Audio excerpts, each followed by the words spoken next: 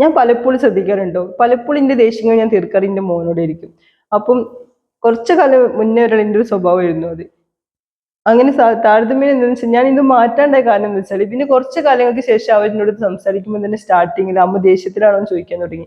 അപ്പൊ എനിക്ക് തന്നെ തോന്നി, പക്ഷെ ഞാൻ അങ്ങനെ ദേഷ്യം പിടിക്കുന്നതുകൊണ്ടാണല്ലോ ആ കുട്ടീന്റെ മൈൻഡിൽ അത് കയറി തുടങ്ങിയത്, അമ്മ എപ്പോഴും ദേഷ്യത്തിലാണ് എന്നുള്ളൊരു മൈൻഡ് ആ കുട്ടിക്ക് കയറി തുടങ്ങുന്നത്. അപ്പൊ എനിക്ക് തന്നെ ഭയങ്കരമായിട്ടൊരു മോശം തോന്നി. അപ്പൊ പിന്നീട് അങ്ങോട്ടേക്ക് ഞാൻ കുറച്ചതിന് ചേഞ്ച് വരുത്താൻ വേണ്ടി തുടങ്ങി.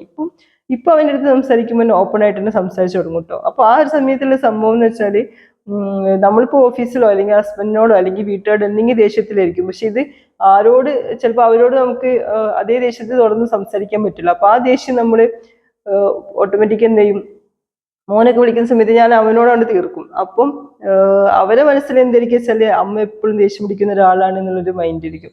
കുറച്ച് കാലങ്ങൾ കഴിയുമ്പോൾ തന്നെ അവരെന്ത് ചെയ്യും, നമ്മളോടുള്ള ആ കമ്പനി കൊണ്ട് വിടും. കമ്പനി വിട്ടിട്ട് നമ്മളൊരു ഒരു കുറച്ച് അകലം ഗ്യാപ്പ് ചെയ്തുകൊണ്ട് നിൽക്കും അവര്. അപ്പൊ അതേപോലത്തെ ഒരു ഗ്യാപ്പ് അവൻ്റെ അടുത്തും ഉണ്ടായിരുന്നു. ഇപ്പം പക്ഷെ അത് നോർമൽ ആയിട്ട് ഇപ്പൊ ഞാനത് മാറ്റി, ആ ശീലം ഞാൻ മാറ്റിയപ്പം അവനും എൻ്റെ അടുത്ത് നോർമലായി പണ്ടത്തെ പോലെ തന്നെ എല്ലാ കാര്യങ്ങളും സംസാരിക്കാൻ തുടങ്ങി.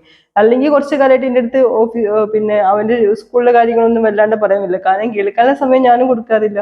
അപ്പൊ അതുപോലെ തന്നെ അവൻ എൻ്റെ അടുത്തും പറയാണ്ടായി തുടങ്ങി. ഇപ്പൊ ഞങ്ങൾ പണ്ടത്തെ പോലെ തന്നെ നല്ല കൂട്ടായി തുടങ്ങി, ഇപ്പൊ കുഴപ്പമില്ല. അപ്പം ഇതേപോലെ തന്നെ ഇന്നെ പോലെ ചെയ്തിരിക്കുന്ന കുറെ അമ്മമാരുണ്ടായിരിക്കും. കുറച്ചു കാലം കഴിഞ്ഞിട്ട് മക്കള് നമ്മളോട് കമ്പനിയല്ല അല്ലെങ്കിൽ നമ്മളോടൊന്നും പറയുന്നില്ല എന്ന് നമ്മൾ അന്നേരം പറഞ്ഞിട്ടോ അല്ലെങ്കിൽ സങ്കടപ്പെട്ടിട്ടോ ഒരു കാര്യം ഉണ്ടാവില്ല.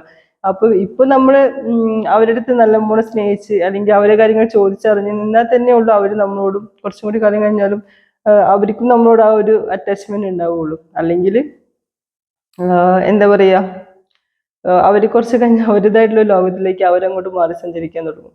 അപ്പം മാക്സിമം നമ്മുടെ ദേഷ്യങ്ങളും കാര്യങ്ങളൊക്കെ ഉണ്ടായിരിക്കും, പക്ഷെ അത് നമ്മുടെ ഉള്ളിൽ അല്ലെങ്കിൽ മറ്റൊരു രീതിയിൽ നമ്മളത് എന്താ പറയാ, വേറെ എന്തെങ്കിലും രീതിയിൽ അത് തീർക്കാന്നല്ലാണ്ട് കുട്ടികളെ മാക്സിമം നമ്മൾ അങ്ങനത്തെ കാര്യങ്ങളിൽ നിന്ന് ഒഴിവാക്കുക. കാരണം അവരുടെ ചെറിയ മനസ്സാണ്, അവരുടെ മനസ്സിലേക്ക് അങ്ങനെ ഒരു ഫീലിങ്സ് കടന്നു കഴിഞ്ഞാൽ ചിലപ്പോൾ അത് അവരുടെ ലൈഫ് ലോങ് ആ ഒരു ഫീലിങ്സ് ഉണ്ടായിരിക്കും.